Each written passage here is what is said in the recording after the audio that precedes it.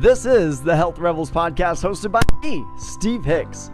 I have over a decade of experience as a personal trainer, and during that time, I have watched the smartest fitness advice fail people because we keep thinking that health and fitness is an individual's problem. The reality is there are forces all around us that are constantly pushing us to a default of being unhealthy and unhappy. To become truly healthy and happy, we have to rebel against those forces. So if you're ready to steal back control over your health and happiness, join me as we strip away the nonsense and show you the simple, healthy habits that will transform you into a health rebel. Let's dive into today's episode. Welcome back, Rebel. We are working on the Rebel Oath and we are halfway through. We're at the break free from common standards. That is the third part of the Rebel Oath. That is the letter B. And honestly, this is my favorite part. I rebranded my whole business so that I could talk specifically about this portion of the Rebel Oath. This is the central part of the Rebel Oath. This is the central part of my business, of my coaching, of my philosophies, of my paradigms, and nice and neatly, it's geographically right in the center of the word rebel. And it really is the center of everything that we're going to work on in this podcast, in my coaching, in the Facebook community, and really what you should be doing for your whole health and fitness. This should be the center of it. This should be the keystone. And it is to break free from common standards. Now, there are a few ways to approach this one today, and I'm excited to interpret this point 3 different ways with you today. Like the first view that we're going to take is a large scope view of life in general. The second, we're going to be I can't speak. Ironically, talking about the word speaking. But the second part, we're going to be speaking specifically about health and fitness. And then finally, we're going to talk about this individually and how it applies to you on a personal level. So the first thing I want to do is I want to justify this statement. Break free from common standards. Because, well, let's look at what's common. Look around at your neighbors, your coworkers, your friends, your family, that dude walking down the street, people you pass in the grocery store. Look at what's common. Like in America, I know personal debt is out of control. Recent surveys show that the average American is carrying over $90,000 in personal debt. According to a 2018 report by the Motley Fool, almost 70% of Americans have less than $1,000 in their savings account. The average person is broke. The common standard is broke. Over the last decade, a study in the Journal of Abnormal Psychology showed that depression rates have gone up almost 50% in most age groups. And that was back in 2017. I can't imagine what it is after this COVID pandemic. Depression rates have to have skyrocketed. And Simon Sinek often shares that in surveys, over 70% of people report being dissatisfied in their workplace, right? The workplace is honestly a place you're going to spend almost a third of your day, almost a third of your life working. And over 70% of people are miserable at work. Wow. And look, if we talk about health, according to the Surgeon General, over 60% of people are not getting the recommended minimum physical activity. Over 60% of people are out of shape. And according to the most recent census data, almost 80% of people are overweight or obese. And we know chronic diseases have continued to grow exponentially. Like even on the trivial stuff, right? Peanut allergies afflict 4 times as many children now versus the early 90s. We're continuing to grow more and more unhealthy. So if you take a 3,000-foot look at the common standard for people around us is to be broke, out of shape, unhealthy, and miserable. Isn't that lovely? I mean, I shouldn't have to convince you to break free from that muck, right? Not a single person woke up this morning saying, geez, I hope I can be financially broke, physically unwell, and emotionally miserable today. right? Not a single person woke up this morning with that hope. But the overwhelming majority of people, they'll go to sleep with that reality. Look, and I gotta be honest, look, I don't want to be blaming, I don't want to build shame. It's not any person's fault if that's the way that they woke up and found themselves. That is the life we've been trained to live. We've been trained over the last century or more to be part of this ordinary lifestyle, this common standard. And look, I can't get into all the machinations in this episode, but down the road, we are going to talk about some of the cultural underpinnings that have created this common standard. The common standard that pushes people to a default of being unhealthy and unhappy. Look, we'll talk about the cultural engineering of men like Paul Major and Edward Bernays, but for today, I just want to acknowledge that the common standards we find ourselves in, they suck. Look, there's no two ways around it. The common standards suck. So can you do me a favor? Can you, right now, declare that the common standards are disgusting and you want nothing to do with them? You vow to break free from the common standards. Can you do that for me? No, you know what? No, more importantly, can you do that for yourself? Look, and that's kind of the life at large. That's life in general. That's the big overview of breaking free from the common standards, but we can also go more specific. We can talk about health and fitness specifically, and we can talk about the common standards that we hear and are surrounded by that relate to health and fitness. And they also suck. They also suck because they just continually fail. They continually fail. The weight loss industry is a $60 billion industry year over year since the obesity epidemic began in the late 80s or early 90s.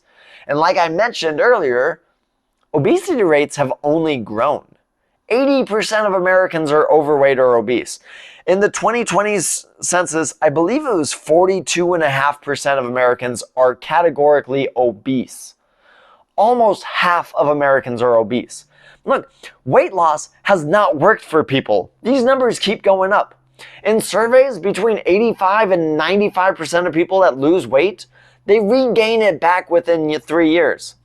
And, unfortunately, most of them gain back extra weight. They compensate. The pendulum swings back and hits them harder. And look, we all know what the common standards are with weight loss. We all know it. If you went on Facebook and you changed your status right now to simply ask, hey, how do I lose weight? You're going to get dozens of answers. Everybody has some part of the common standard and they'll give it to you. You'll get comments from friends, from coworkers, from your great aunt's neighbor you haven't talked to in 7 years. Everybody will come out of the woodworks to tell you how to lose weight. And as we saw earlier, it's not going to work. It's not going to work. Obesity keeps going up. Weight loss programs continue to fail people. And look, we've all been surrounded by common weight loss standards. And honestly, with the disgusting stats we shared about failure rates, we know it doesn't work. Why would we want to lean into that? And fitness is the same way. Fitness in general has the same issues. How many times has your Uncle Greg started a New Year's resolution and ended up quitting by March, right? Yet, when you want to know how to get in shape, Greg will tell you exactly what to do, exactly how to do it, not realizing the continual cycle of resolution failures shows that that advice is just junk. It's just junk if it keeps going in this cycle of failure. And the common standards in health and fitness perpetuate these cycles of failure. And if you want to be in true control of your health and of your fitness, you need to break free from that broken advice. Which is great news! Now, when Greg keeps laying workout tips on you that don't work for him and won't work for you, you don't need to wear it. When your Aunt Martha tells you that you absolutely need to try this great diet that helped her lose 30 pounds and then put on 50, you don't need to shackle yourself to it. Break free from common standards. Break free from common standards. That gives you the freedom to ignore the unhelpful advice that surrounds us. It's about finding freedom from the confusion and stress. You don't have to worry about what everyone else is worrying about because you don't want the standard of living everyone else is living with. You can ignore all of that noise because, look, as Holden Caulfield from Catcher in the Rye would say, yeah, I'm bringing back high school English class to you. But as Holden Caulfield would say, it sounds like a lot of baloney from a phony. If it's not working for people and if people are in a bad spot, why would we keep doing it? Man. But the third part about break free from common standards, and this is the magical part of this, is it allows you to take ownership of your own standards. Now, I'd love to take credit for this and say that this is my brainchild, but honestly, I got this idea from a guy named Rob Dial. I listened to a tremendous episode of his show, the Mindset Mentor podcast. I think it was earlier this year. I think it was maybe in the spring. But he talked about standards, right? And standards are a powerful tool that really engineer the quality of your life. They don't assist, they don't help, but they definitively create and dictate the life you'll live. And they dictate the quality of it. Unfortunately, most people are either unaware of their standards or they lack standards altogether. And standards, I guess if we wanted to define them, we could call them immutable personal laws. They dictate exactly what you will do and what you will not do. And look, I'm willing to take a bet right now that if I were to offer you personally, if I were to offer you some meth to smoke, if I was like, hey man, you want to take a toke of this? Listening to a health podcast, you're probably going to give me a no. And not just a no. No. You're going to give me a hard no. A hell no. Irrevocably no. Right? There is nothing that I can do to convince you to smoke meth with me, right? And look, I'll be honest, I know this is an extreme example. You didn't come here to get meth advice. I know this is an extreme example, but the reality is you have the standard already determined that meth is incredibly bad for you and you do not do it. So when I offer you meth, it's not an active choice to say yes or no. You're not weighing the options. You're not wondering, what's my schedule look like today? Do I have time to get a little high? Do I want to do this? You're not thinking about it. The answer is no. The answer is no. You do not do meth.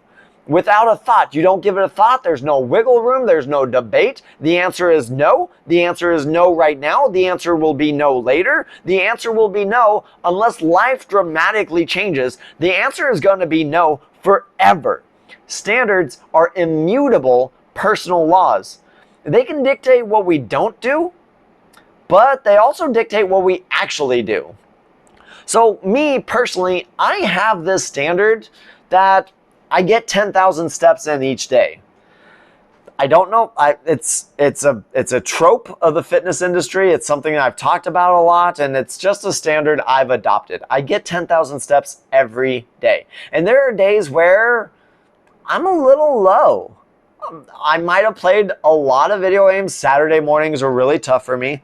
I might have played a lot of video games. I might be catching up on the latest Marvel show. I might have just been sitting on the couch tired from the week of work. But if I look at my watch around 8 o'clock and I notice that I'm a little low, maybe I'm at 6,000 or 7,000 steps, look, then I just go out and I take a small 10-minute stroll around the apartment complex just to bump that step count back up.